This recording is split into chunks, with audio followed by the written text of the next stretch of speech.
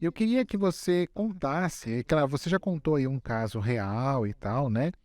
Mas eu queria que você contasse alguma história que fosse assim, que você tipo, te tocou, digamos assim. Porque, na verdade, nós estamos falando aqui de imposto, estamos falando de governo, estamos falando, mas tudo é pessoas, né?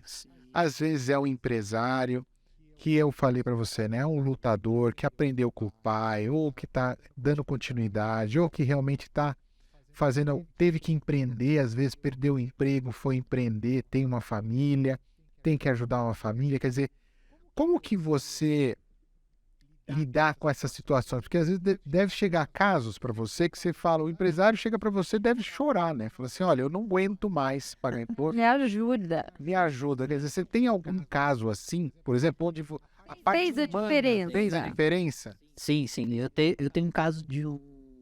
Também assim, no segmento de farmácia. Tá. Onde ele. Hoje o que a gente vê das farmácias? Sabe? O cara que tem uma farmácia, ele busca ter a segunda, a terceira, vai monta, pegando no interior, que é onde a gente atende bastante também. Uhum. Então monta uma farmácia numa cidade, na cidade vizinha já vai e monta. E aí ele conseguiu o objetivo dele de ter as duas farmácias. E a partir do momento que ele teve a segunda farmácia, se tornou um pesadelo para ele.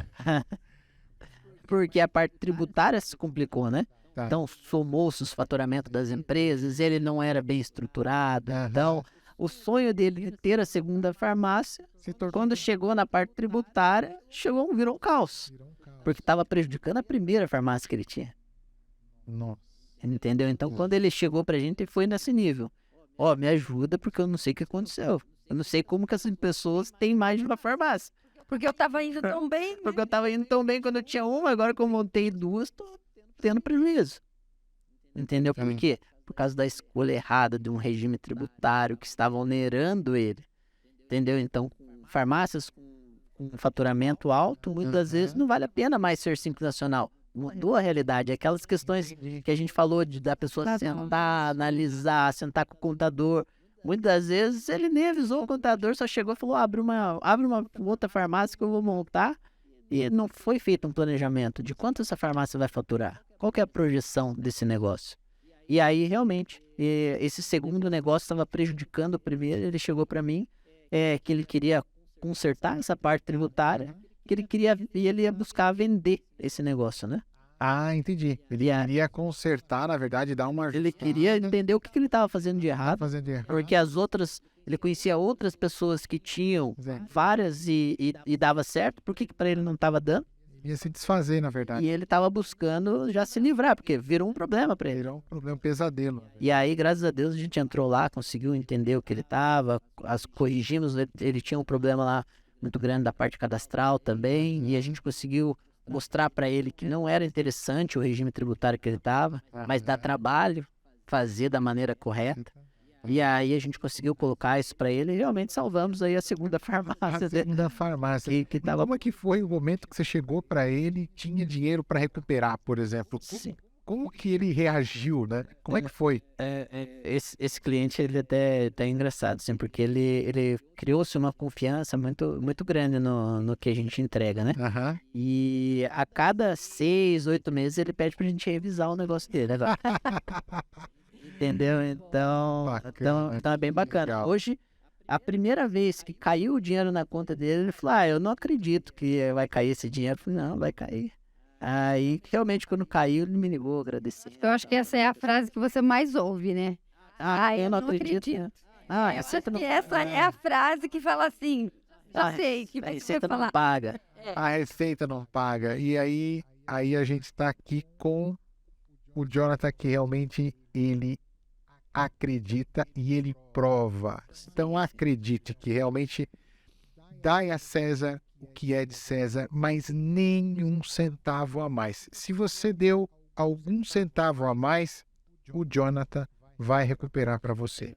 Assim, Até 5 anos, né? milagre não dá, né? Exatamente, exatamente. Isso fica só para Jesus. É verdade. Você colocou até uma situação que vocês escutaram, e eu volte e meia escuto, né? Falando de gestão, não a questão da gestão tributária, mas falando que custo ele é igual unha, né? Conforme ele vai crescendo, você tem que ir cortando. E a mesma forma é a parte tributária, né? Você tem que sempre estar analisando e cortando o que dá, né? Ah, perfeito. Quer dizer, não basta, de repente, você se organizou, tudo, fez uma primeira recuperação, mas convém você sempre estar dando uma olhada, porque novos cadastros vêm, produtos que acabam, saem de linha, outros novos se entram, E outra e coisa, a legislação muda. isso é que eu ia falar. A legislação muda muito rápido. Exatamente. Então se a gente pegar ali alguns produtos específicos, tem prazos, né? Então, até aquele período ele era uma tributação, depois daquele período ele era outro, depois ele volta. Então, realmente, coisa de maluco. Coisa de maluco, né? Coisa de maluco. E alguma história assim engraçada já aconteceu? Tipo, uma coisa que você falou assim, né? Isso foi demais, né? Tem vários casos legais, assim, que a partir do momento que você já achou dinheiro, né, na sua calça, na sua terno, assim. Ah, isso aí é mais eu, né? Com o tempo guarda. Vai lavar ali, né? Você chega. Não fico sabe. Você nem chega no ponto de recuperar, né? Já. Ela recupera. Eu recupero mais. Então, assim, realmente, o cliente, ele fica, muitas vezes não sabe nem o que vai fazer com aquele dinheiro, né? Então, esse é um ponto. Mas teve uma senhora aqui no interior do Paraná, uma vez, que a gente fez uma recuperação para ela já faz alguns anos já. E volta e meia a gente faz uma análise para ela, mas foi muito legal, porque a recuperação dela aconteceu em dezembro. E ela tinha o negócio há muito tempo já. Uhum. E ela falou para nós que ia ser a primeira vez que ela ia retirar um 13º para o empresário. Nossa, cara. Que demais. Porque essa recuperação, a receita nesses casos de Simples Nacional, que a gente acaba tendo um volume maior, acaba pagando sempre no dia 20. Então, foi no dia 20 de dezembro, e aí quando a gente ligou falando para ela que ia cair, realmente ela agradeceu e ela acabou falando essa situação. Então, a primeira vez no meu negócio que além de eu pagar o 13º para meus colaboradores, eu vou tirar o 13º. E ela ia usar a recuperação para fazer uma distribuição de lucro, que pode, né? Que fantástico Fantástico. isso. Fantástico. Legal. Muito bom, muito bom. Olha, realmente muito bom, muito legal. E sobre você, assim, né? Quer dizer, provavelmente depois de tanto conhecimento, tem muita gente querendo te conhecer um pouco mais, o que você gosta de fazer, né? O que você geralmente faz aí para dar uma aliviada em tantos números que você calcula todo dia, né? Como é que funciona o seu dia a dia? Como é que funciona? Então, hoje falando do nosso dia a dia, ele é... Tem um celular esperto aí. Não. E é o meu. Nunca toca, agora de repente resolveu tocar. Então vamos lá, continua. Falando um pouquinho da nossa rotina aí, né? Na rotina do escritório, a gente acaba viajando um pouquinho também, né? Conhecendo o Para Brasil. conhecer, a gente teve oportunidade já de visitar alguns estados aí, buscando clientes. Então, hoje o nosso foco, ele é atender principalmente o interior, que o interior ele acaba sendo mais carente, acaba tendo mais oportunidades, e a gente acaba tendo grandes histórias como essa que a gente já acabou contando. Então, falando da minha rotina hoje, ela tá muito focada no trabalho, né? Como eu falei ali no início, o objetivo é tentar equilibrar um pouquinho isso daí em relação à vida profissional e pessoal, né? Pessoal, né? Então, mas eu gosto de viajar, a gente acaba viajando bastante, eu e a Daiane ainda não temos filhos, então temos... Dá para viajar com Dá para fazer algumas aventuras. Mas tendo filhos também dá. Dá. Claro que Também dá. E tá no plano aí, só para usar, hein? Tá certo. Quando é bem pequenininho, você leva junto, porque na verdade olha, Depois não quer ir. nós temos 3, tá? E a gente viajou bastante, né? Inclusive com eles também, e fez de tudo. Não tem impedimento nenhum. Na verdade, o filho não atrapalha, é só uma dádiva que a gente recebe e simplesmente aprende, né? Tá? É isso aí. E aí, hoje algo que funciona muito bem é a gente se relacionar, né? Perfeito. Com pessoas aí que realmente agregam pra gente. Então, desde, igual que a gente comentou ali, hoje eu participo com as empresas grandes de recuperação, né? Para que a gente possa realmente aprender, cortar caminho, entregar um trabalho cada vez mais profissional, Legal. né? Fala um pouquinho, me surpreendeu ali o seu currículo, na verdade, a respeito daquela associação, que só tem 27 membros, né? Parece um grupo seleto ali. Como é que funciona essa associação e o que vocês fazem ali dentro? Na verdade, dentro dessa, vamos dizer assim, hoje eu sou um associado da arte fiscal, Da arte fiscal, né? Isso, exato. Então, o Anderson, que é o proprietário da arte fiscal, ele é uma das pessoas muito influentes na parte de recuperação de tributos, planejamento tributário, trabalha há muitos anos com isso, e ele é um educador, né? Elas são esse nicho de mercado. E dentro dessas questões, quando eu estava buscando conhecimento lá atrás, através dele eu me aprofundei e a gente acabou criando, acabei consumindo muitos produtos dele, né?